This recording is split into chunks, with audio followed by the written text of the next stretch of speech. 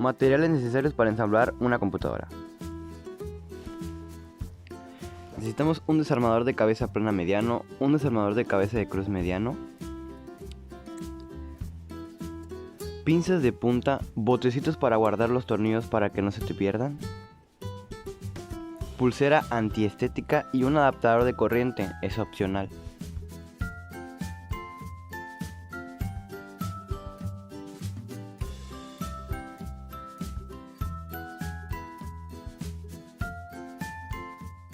Paso número 1. La fuente de poder.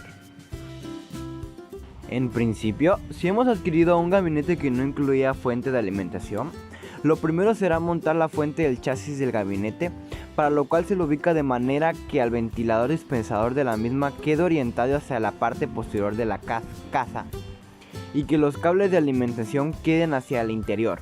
Una vez colocada, debe ser sujetada con los tornillos. Paso número 2. Montar el procesador. Si bien podemos instalar el procesador de la computadora una vez que la motherboard se encuentra sujetada al chasis del gabinete, lo más recomendable es en principio fijar el procesador de la motherboard de antemano. Lo primero que haremos es identificar el zócalo en el que se ubicará el procesador, el cual es fácilmente detectable, ya que por lo general es grande y posee varios agujeros circulares, además de tener la indicación de la sigla CIF. La ubicación correcta del procesador estará definida de acuerdo con la alineación de la ranura.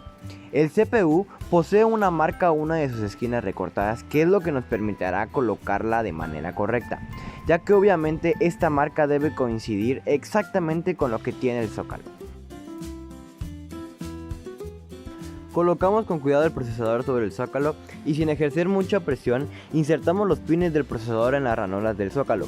Para ello no debemos hacer fuerza, solo dejar que el CPU se integre al zócalo.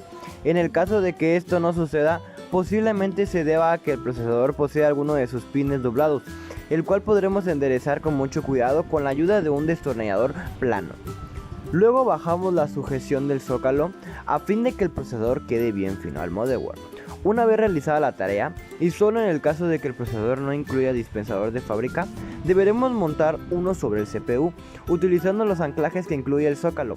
Es probable que antes de colocar el dispensador nos veamos en la necesidad de distribuir pasta térmica con los dedos, de forma cuidadosa hasta formar una película muy fina sobre el procesador, siempre evitando que se acumule demasiada pasta, y luego recién podremos colocar el dispensador. De todas formas, siempre es recomendable adquirir un procesador que incluya un dispensador de fábrica, a fin de evitar errores de principiantes. Paso número 3. La motherboard a la caja. Lo siguiente será montar la motherboard al chasis del gabinete, para lo cual solo debemos alinear la motherboard de forma correcta a la bandeja que incluya el chasis para ello, y luego fijarla con los tornillos que vienen de fábrica como la carcasa. Debemos asegurar que los distintos conectores para bahías queden debidamente ubicados, con el fin de posteriormente poder montar las placas que creamos necesarias para nuestra computadora. Paso número 4. Montar memoria RAM. Los módulos de memoria RAM pueden montarse antes o después de colocar la motherboard en el chasis del gabinete. Eso depende de la decisión de cada uno.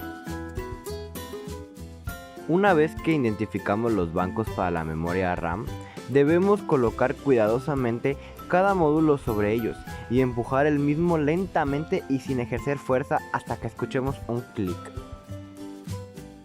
Ese sonido nos permitirá saber que la memoria RAM se ha instalado de forma correcta. Paso número 5. Conexión de cables. Antes de continuar introduciendo componentes, es recomendable conectar algunos cables a la motherboard. En principio, debemos conectar la motherboard a la fuente de alimentación. También es conveniente conectar los cables del panel frontal del gabinete, tanto el de Power y Reset como los LEDs, los puertos USB donde conectaremos los periféricos y demás. Para hacerlo, lo mejor es recurrir al manual de la motherboard, donde se indica claramente cómo deben de ser conectados de acuerdo al modelo. Paso número 6. Placas y más placas.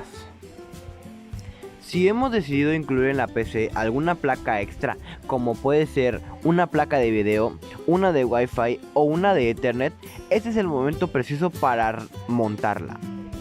Para ello debemos identificar el zócalo PCIe, PCI o AGP en el que debe ir montada la placa.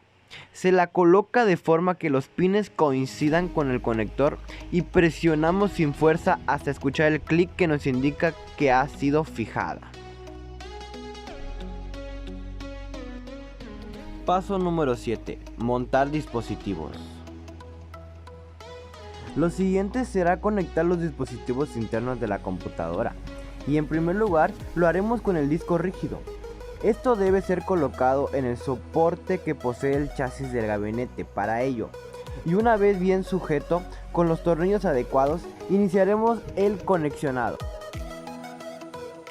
Cabe destacar que todos los dispositivos de almacenamiento llevan dos conexiones, una hacia la motherboard y la otra hacia la fuente de alimentación. Debemos entonces conectar el cable de energía desde la fuente de alimentación hacia la ranura del disco rígido y luego conectar el cable SATA del disco a la motherboard. Básicamente, para el caso de la unidad de medios ópticos, debemos realizar los mismos pasos. Paso número 8. Orden ante todo. Ya casi hemos concluido con el armado, pero antes de cerrar el gabinete, es recomendable acomodar los cables que hayan quedado sueltos sin ser utilizados y que los ordenemos dentro del gabinete utilizando precintos o bandas elásticas. Le echamos un último vistazo y una última revisión para corroborar que todos los cables y conexiones se encuentren correctamente ajustados, y ya podemos poner las tapas del gabinete.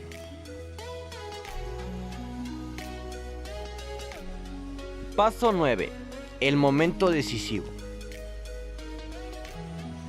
Solo nos resta ahora conectar al CPU los periféricos, es decir, el monitor, el teclado y el mouse, como así también el cable para la energía eléctrica.